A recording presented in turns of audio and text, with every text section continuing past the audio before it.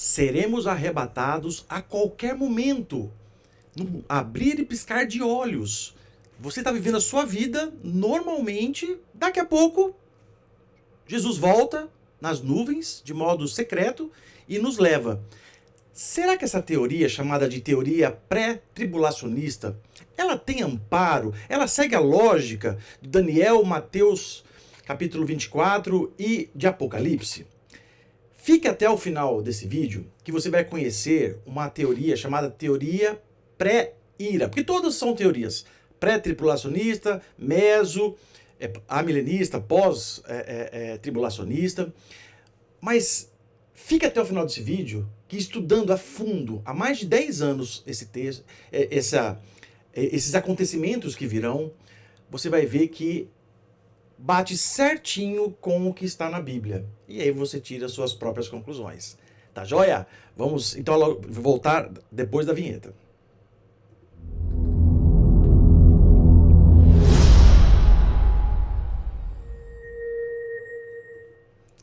Então foi como eu falei.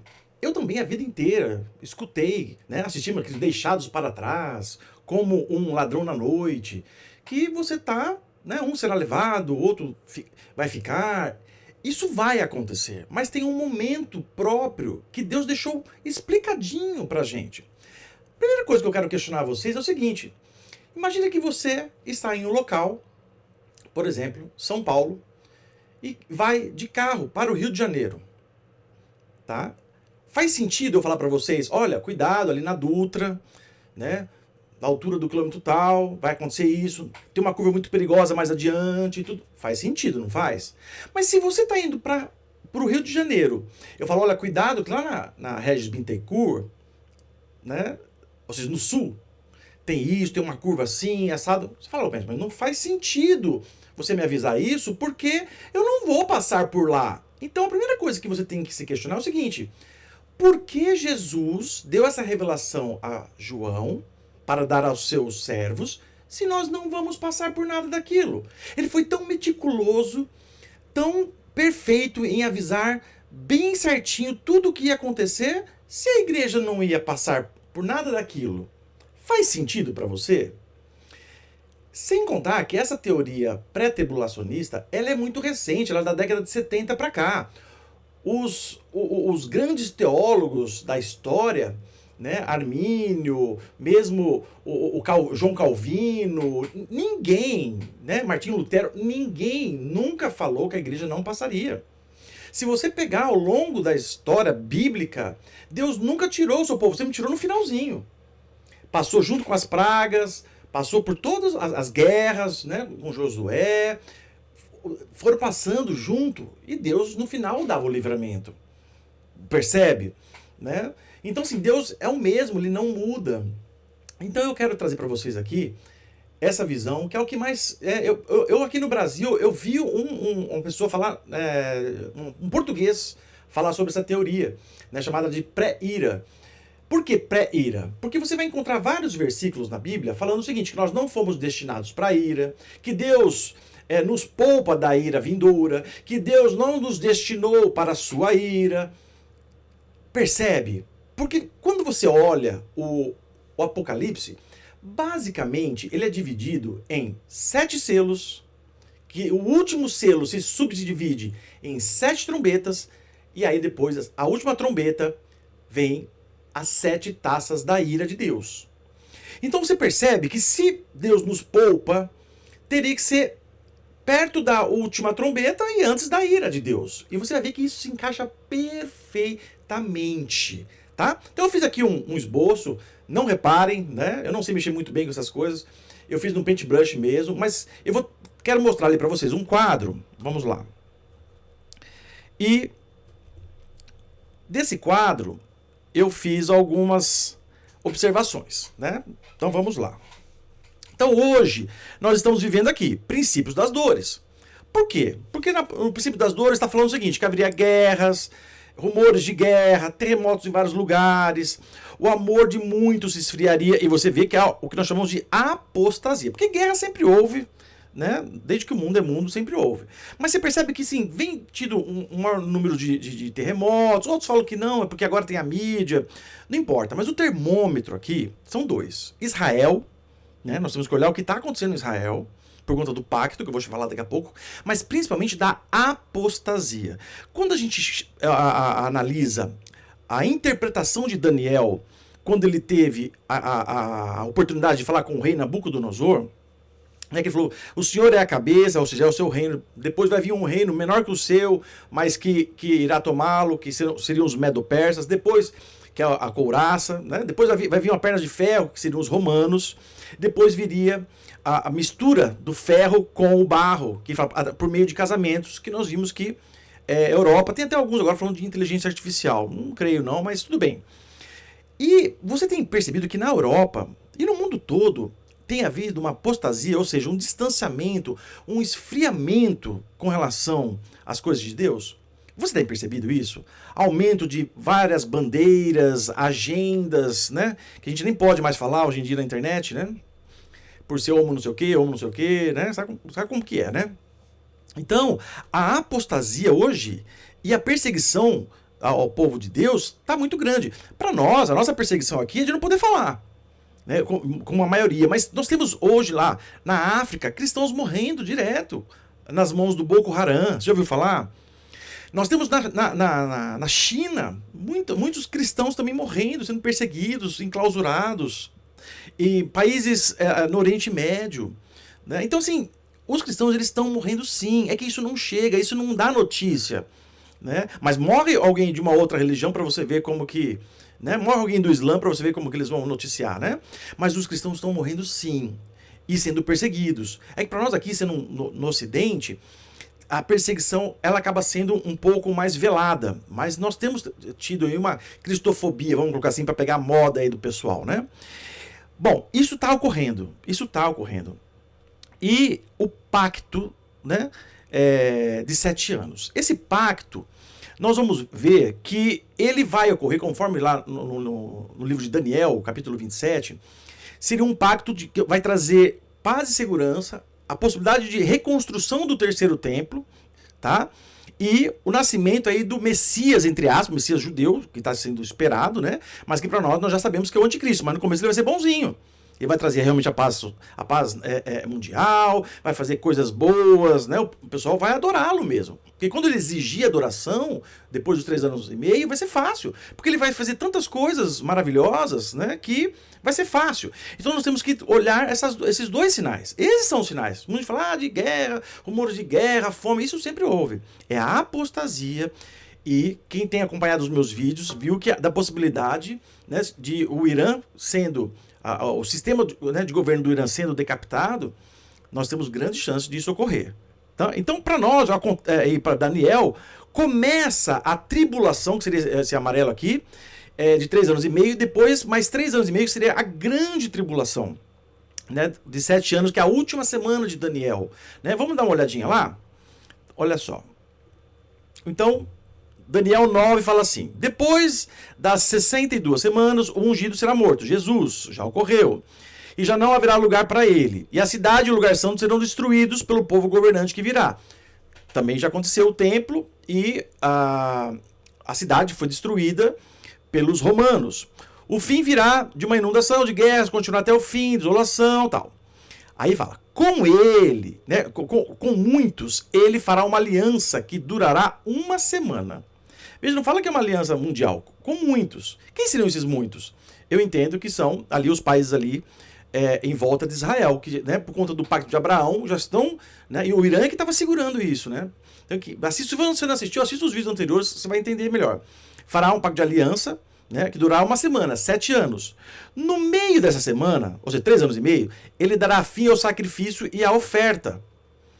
Olha, mas o judeu só pode fazer sacrifício no templo. Por isso que ele fala, e numa ala do templo será colocado sacrilégio terrível, ou abominável, né? Até que chegue sobre ele o fim que será decretado. Olha qual que diz Mateus capítulo 24. Olha que interessante.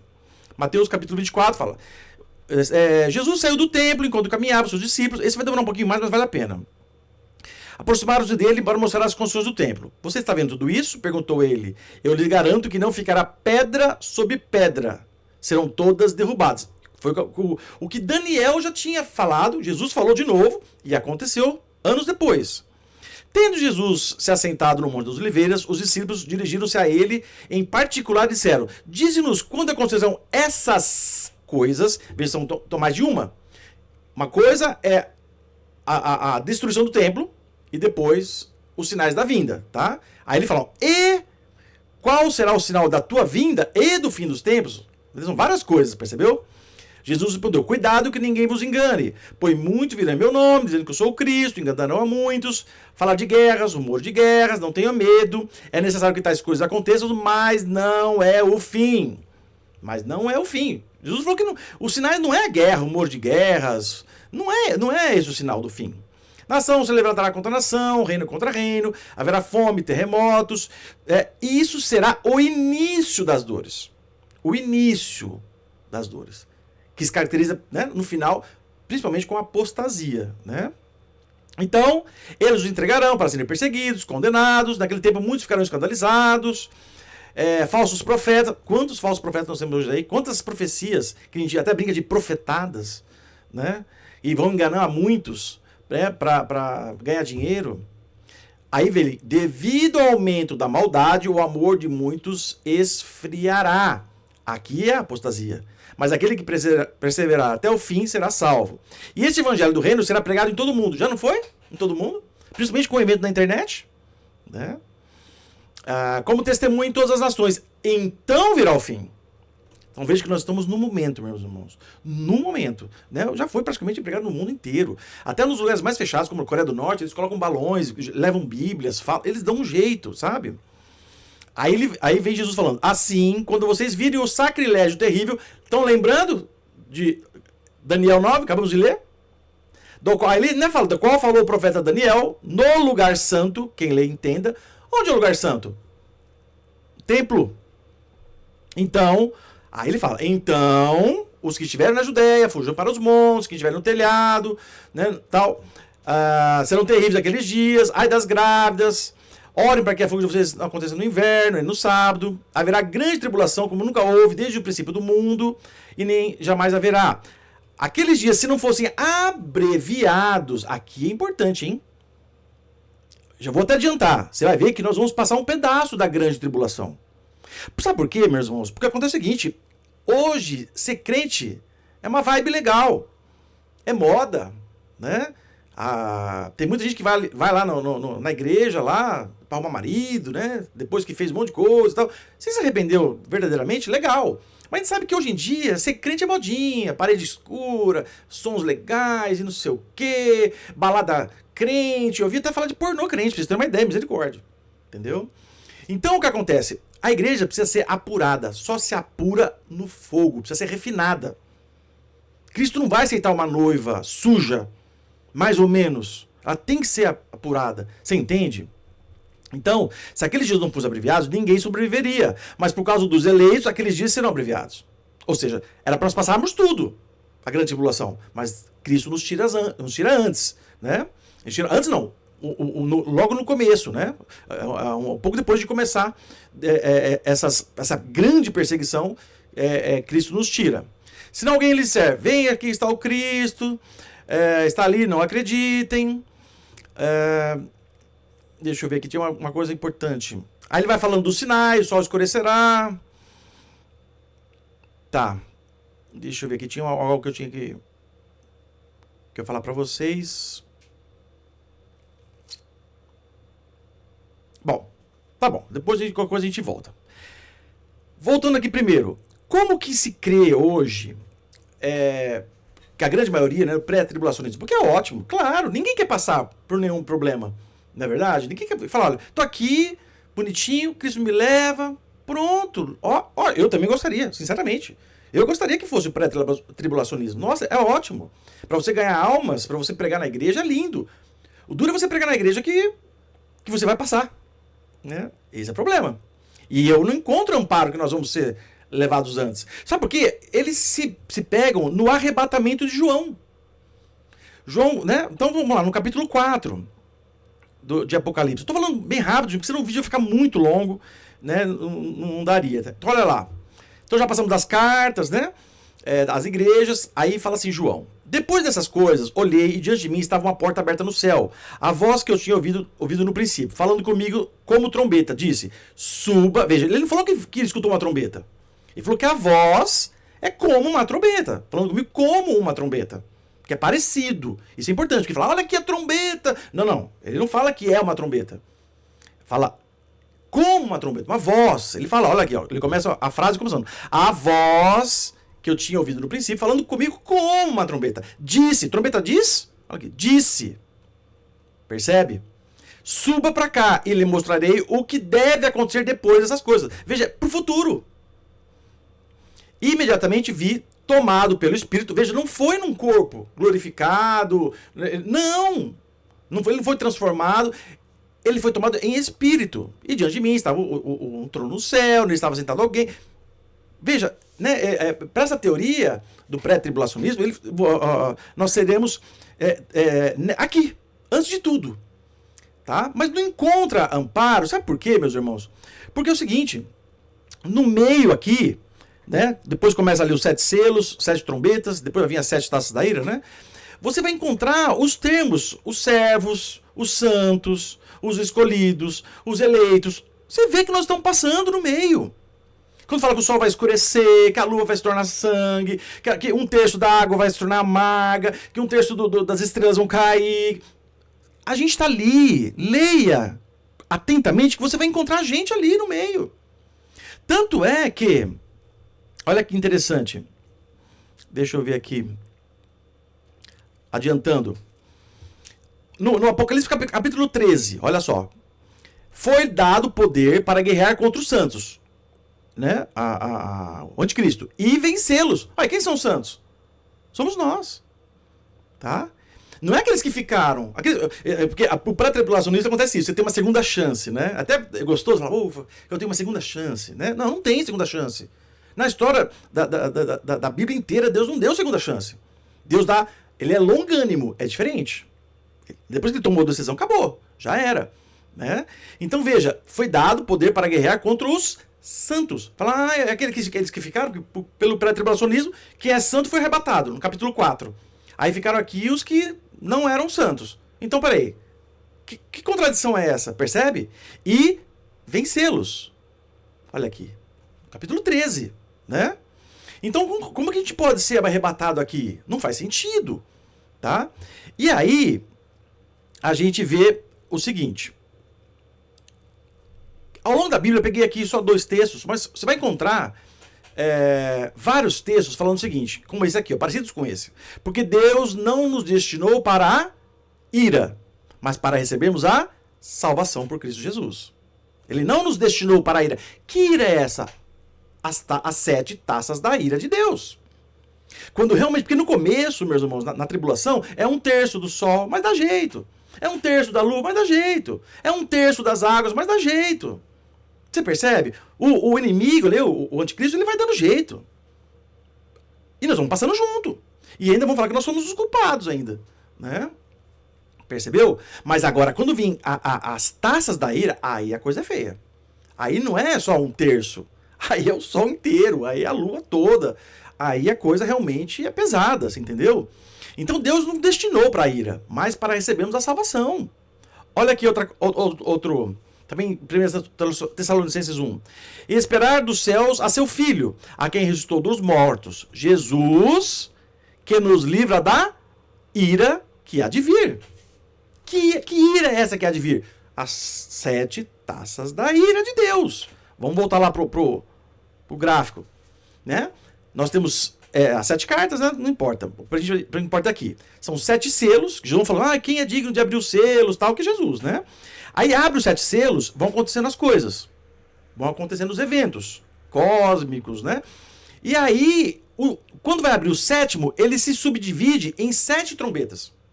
Então, o 7º selo se subdivide em 7 trombetas. Certo? Isso é muito importante, tá? Que vem até aqui, ó, arrebatamento. Por que eu estou falando isso? Olha que interessante. Quer ver? 1 Coríntios, capítulo 15, versículo 52. Eu vou começar do 51. 1 Coríntios, capítulo 15. Olha que interessante. Conhecido de muitos. Eis que vos digo um mistério. Nem todos dormiremos, mas todos seremos transformados no momento de um abrir e piscar de olhos. Quando isso, Paulo? Ao som da última trombeta. Ao som da última trombeta. Percebeu? Percebeu? Aí ele fala, pois a trombeta soará, os mortos ressuscitarão, incorruptíveis, nós seremos transformados. Por necessário que a corruptível, ele vai explicando. Mas ele fala, ante a última trombeta. Olha que diferente. Então, por isso que não pode ser, lá, voltando no capítulo 4, uma voz, primeiro que é uma voz, e não fala último, fala assim, como de trombeta. Percebeu? Não, Paulo, ele é cirúrgico. Ele fala ante a última, quer dizer que tem outras antes, que são as 7. Percebe? E quando você analisa as 7 trombetas, ela vai acabar ali no capítulo 14. E aí nós vamos ler daqui a pouco 14, que eu falo que é o arrebatamento. Ali fica muito explícito o arrebatamento. Amém, meus irmãos? Vamos lá. Mas olha só que interessante. Olha o que diz no capítulo 7 de Daniel. Ele falará contra o Altíssimo, o anticristo. Oprimirá os seus santos. Ué, mas nós não vamos passar, né? Ué, não é assim que você aprendeu? Nós não vamos passar? Então como nós vamos ser oprimidos? Percebeu? Tentará mudar os tempos e as leis. Os santos... Ué, mas isso aí, mas pela pré-tribulacionismo, nós não vamos passar, serão entregues nas mãos dele. Ué, mas nós não vamos passar. Não foi isso que você aprendeu? Percebe que não encaixa? E olha que interessante. Por um tempos, ou seja, 1 ano, mais 2, 3 e meio. Ou seja, mais ou menos 3 anos e meio que nós vamos ser entregues na mão deles. Mais ou menos. Eu coloquei aqui um pouquinho para frente, tá? Porque eu entendo que entra um pouquinho ali, pelo capítulo 14. É mais ou menos. Né? Ele acaba até quando você pega lá nos dias, Daniel ele é tão preciso que ele coloca os dias. Você vê que dá um pouco além de 3 anos e meio. Ele fala 1270 dias, 60 dias. Quando você divide por 365, você vê que dá um pouco a mais de 3 anos e meio. Eu coloquei um pouquinho para frente aqui, ele devia ter voltado um pouquinho aqui, né? E por isso que faz sentido que fala que se aqueles dias não fossem abreviados, nenhuma carne se salvaria. Porque é muito pesado. Percebe? As taças da ira de Deus é muito pesado. Por isso que esses dias para nós foram abreviados. Percebeu? Então olha lá. Aí chegamos, né? Tô fazendo rápido, posso fazer um dia mais calmo, né? Penso até em lançar um curso de Apocalipse, né? Eu sei que muita gente tem interesse, né? Mas vamos lá. Então, só fazendo uma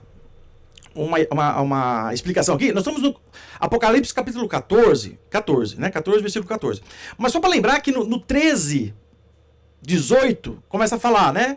Da marca da besta. Um dia eu vou gravar sobre a marca também. Tá? Mas veja, já foram marcados ali. E quem não marcar, não vai comprar, não vai vender. Como você vai pagar sua conta de água? Como que você vai comprar comida? Percebe? Se esses dias não fossem abreviados, não tinha como a gente escapar. Não tinha como sobreviver. Então veja, no 13, 18, né? Vem falando lá, ricos, pobres, libertos, escravos, né? Todos vão receber uma marca, quem não tiver não vai. E o seu nome é 666, tá? Que é diferente de 666. Um dia eu vou gravar sobre isso, tá? Então olha lá. Então veja que nós já entramos numa perseguição muito grande, né? E aí fala assim, olhei, agora aqui o arrebatamento, olha só como o arrebatamento está aqui, meus irmãos. Olhei e diante de mim estava uma nuvem branca. E assentado sobre a nuvem, eis que vem com as nuvens, todo olho verá, né? Alguém semelhante ao Filho do Homem. Quem que era chamado de Filho do Homem? Jesus. Nos evangelhos que você vê, você vê isso direto, né?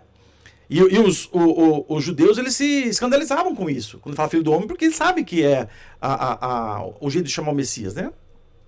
Ele estava com uma coroa de ouro na cabeça e uma foice afiada na mão, né? Por que uma foice? Porque grande é a seara, mas poucos são os ceifadores. Quem é a seara? Quem é a seara que precisa ser colhida aqui da terra? Nós somos a seara, mas poucos são ceifadores, aqueles que querem trabalhar para a seara ser grande, né? Então, estava uma coroa de ouro na cabeça e uma foice afiada na mão. Então saiu do santuário um outro anjo que bradou em alta voz aquele que estava sentado sobre a nuvem: tome a sua foice e faça a colheita, pois a safra da terra está madura. Chegou a hora de colhê-la. Somos nós. A seara, né? Nós somos a seara.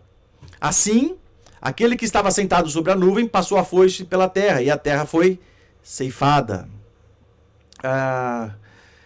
Aí vem falando, e as lançou, olha lá, e o anjo passou a foice pela terra, juntou as uvas e as lançou no grande lagar da ira de Deus. Aí também lançou o restante lá. Elas foram, falando depois, né, pisadas no lagar, fora da cidade, correu o sangue do lagar, nível dos cavalos, blá blá blá. Tá, então, meus irmãos, é aqui. Cadê? É aqui, ó. Nós somos a seara de Deus. Percebe? Por isso que fala, né? Grande é a seara, né? Poucos são os ceifadores. E nós sabemos que quem vem sobre as nuvens, né, e todo olho verá, é Cristo Jesus. Porque no capítulo 15, se nós agora olharmos no capítulo 15, deixa eu ver se tem, aqui nessa Bíblia não tem, mas fala, vi no céu outro sinal grande e maravilhoso, 7 anjos com 7 últimas pragas. Elas se completa a ira de Deus. Percebeu? É o final. Então nós vamos pegar um pouco ali da grande tribulação, mas aí vem Deus com as 7 iras. Daqui que nós vamos ser tirados. Percebe que logo depois já vem as taças da ira? Olha lá no gráfico. Depois já vem as taças da ira no capítulo 15. É aqui, ó, no finalzinho.